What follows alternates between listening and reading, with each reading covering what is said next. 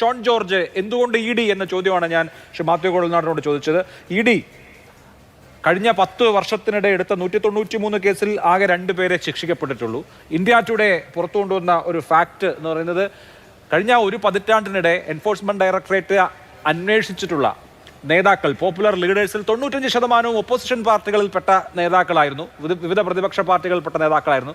ബാക്കിയുള്ള ഇപ്പോൾ ചിലപ്പം അവർ അന്വേഷണം നേരിട്ടതിന് ശേഷം BJP ചേർന്ന് കാണും, പക്ഷെ അന്വേഷണം നേരിടുമ്പോൾ എന്തായാലും മറ്റു പാർട്ടിയിൽപ്പെട്ട ആളുകളായിരുന്നു. അപ്പോൾ ഒരു രാഷ്ട്രീയ പക്ഷപാതിത്വം ആരോപിക്കുന്ന, ഭരണകൂടത്തിന്റെ ടൂളാണെന്ന് ആരോപിക്കപ്പെടുന്ന ഏജൻസിയാണ് എൻഫോഴ്സ്മെന്റ് ഡയറക്ടറേറ്റ്. ആ എൻഫോഴ്സ്മെന്റ് ഡയറക്ടറേറ്റ് മുൻ മുഖ്യമന്ത്രി പിണറായി വിജയന്റെ വീടുകൾ റെയ്ഡ് ചെയ്യുന്നു, വലിയ രാഷ്ട്രീയ പ്രക്ഷോഭം ഉണ്ടാവുന്നു.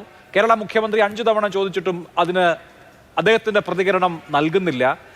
ഒരു പൊളിറ്റിക്കൽ ടൂളായി പ്രവർത്തിക്കുകയാണോ എൻഫോഴ്സ്മെന്റ് ഡയറക്ടറേറ്റ്? അതാണ് CPMന്റെ ആരോപണം.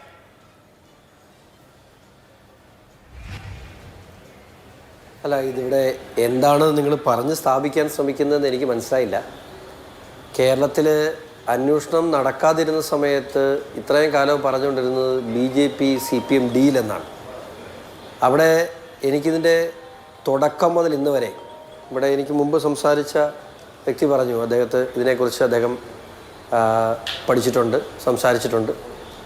അദ്ദേഹം ഇതിനു വേണ്ടി ഏറ്റവും അധികം നിയമസഭയിൽ ശബ്ദമുയർത്തിയ ആളാണ്. പക്ഷെ ഒരു ഘട്ടം കഴിഞ്ഞപ്പോൾ ഇതിന് ഉടയോനില്ലാത്തൊരു അവസ്ഥ ഉണ്ടായി.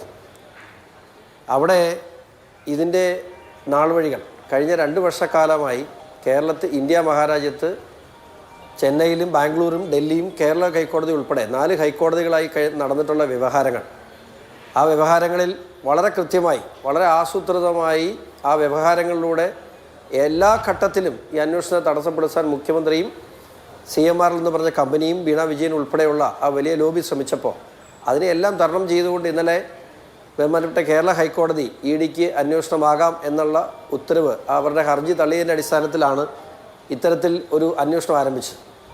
തീർച്ചയായിട്ടും നിങ്ങൾക്കറിയാം, 2 ദിവസം മുമ്പോട്ട് പോയാൽ ഒരു സംശയം വേണ്ട, കേരള ഹൈക്കോടതി വിധിക്കെതിരെ തീർച്ചയായിട്ടും ഒരു അപ്പീൽ നൽകും. വീണ്ടും ആ ഹർജി തള്ളിയതിന് തീർച്ചയായിട്ടും സ്റ്റേ ഉണ്ടാവും. അപ്പോൾ അങ്ങനെ ഒരു സാഹചര്യത്തിൽ അടിയന്തരമായി ഈ വിഷയത്തിൽ മുമ്പോട്ട് പോകേണ്ടതായ സാഹചര്യമുണ്ട്. ഇതിൻ്റെ തുടക്കം എവിടെയാണ്? ഇപ്പോൾ ഇവിടെ SFIO അന്വേഷണത്തെക്കുറിച്ച് പറഞ്ഞു. SFIO അന്വേഷണത്തിൻ്റെ റിപ്പോർട്ട് കോടതിയിൽ സമർപ്പിച്ചിട്ടുണ്ട്. ഞാൻ നിങ്ങൾക്ക് അതിൻ്റെ കോപ്പി കിട്ടിയിട്ടുണ്ടെന്നാണ് എൻ്റെ വിശ്വാസം.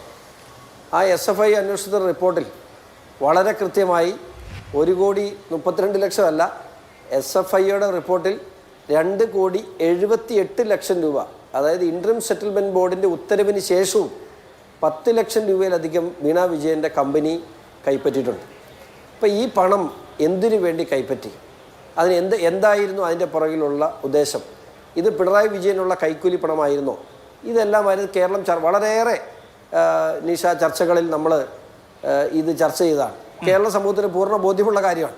പക്ഷെ ഇവിടെ മനസ്സിലാക്കേണ്ട ഒരു കാര്യം, കേരള സംസ്ഥാനത്ത് ഇത്തരത്തിലുള്ള റെയ്ഡ് നടന്നു. പിണറായി വിജയനെ വലിച്ചഴിച്ചു കൊണ്ടുപോവുകയോ അപമര്യാദയായി പെരുമാറുകയോ ഒന്നും ചെയ്തതായിട്ട് അദ്ദേഹത്തിന് പോലും പരാതിയില്ല. പക്ഷേ ഇന്ത്യ മഹാരാജ്യത്ത് ഇന്ന് പ്രധാനമന്ത്രി അയക്കുന്ന നരേന്ദ്രമോദിയും അമിത്ഷാജിയും ഒക്കെ കേന്ദ്ര ഏജൻസികൾ ഇത്തരത്തിൽ ചോദ്യം ചെയ്യലിനും അതുപോലെ റെയ്ഡിനുമൊക്കെ വിധേയമായപ്പോൾ ഇത്തരത്തിലുള്ള പ്രക്ഷോഭമാണ് സംഘടിപ്പിച്ച് ED ഉദ്യോഗസ്ഥരെ കടന്നാക്രമിക്കുക.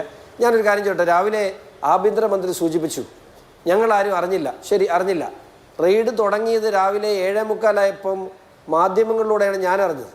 അവർ അവിടെ നിന്നും പുറത്തിറങ്ങിയത് ഏറെക്കുറെ 2 മണി 3 മണി 8 മണിക്കൂറിന് ശേഷമാണ് ഉദ്യോഗസ്ഥർ പുറത്തിറങ്ങുന്നത്. അവിടെ CPM പ്രവർത്തകർ സംഘടിച്ചു എന്നുള്ള കേരളത്തിലുള്ള മുഴുവൻ മീഡിയയും റിപ്പോർട്ട് ചെയ്ത മുഴുവൻ മീഡിയ അവിടെ ഉണ്ട്. അവിടെ അത്രയും പ്രവർത്തകർ നിൽക്കുമ്പോൾ അവർക്കിടയിലൂടെ അവരെ കടത്തിവിടാൻ കേരളത്തിൻ്റെ ആഭ്യന്തര വകുപ്പിന് എന്തായിരുന്നു പരിപാടി? എന്തായിരുന്നു അവരുടെ ജോലി? അത്രയും മോശം. ഇത് വളരെ ആസൂത്രിതമായി EDക്കിട്ടൊരെണ്ണം കിട്ടട്ടെ എന്ന് തീരുമാനിച്ച് പോലീസ് ഈ ആക്രമണത്തിന് ഒത്താശ ചെയ്തു കൊടുത്തു എന്ന് പറയാതിരിക്കാൻ കഴിയില്ല.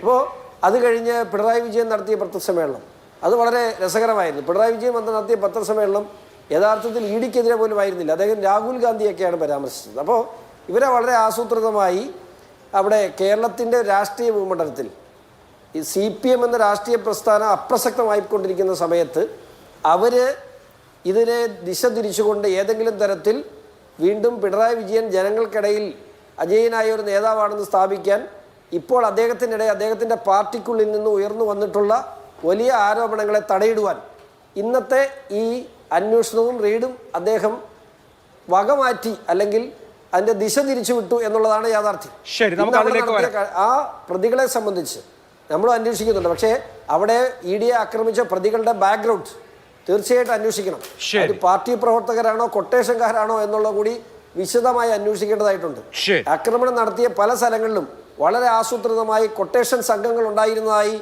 ഞങ്ങൾക്ക് വിവരം ലഭിച്ചിട്ടുണ്ട്. പോലീസ് ആ വിഷയവും നല്ല പോലീസ് ആണെങ്കിൽ ആ വിഷയം അന്വേഷിക്കാൻ തയ്യാറാണ്. ശരി, അതാണ് ഷോൺ ജോർജ് ഉന്നയിക്കുന്ന ആരോപണം.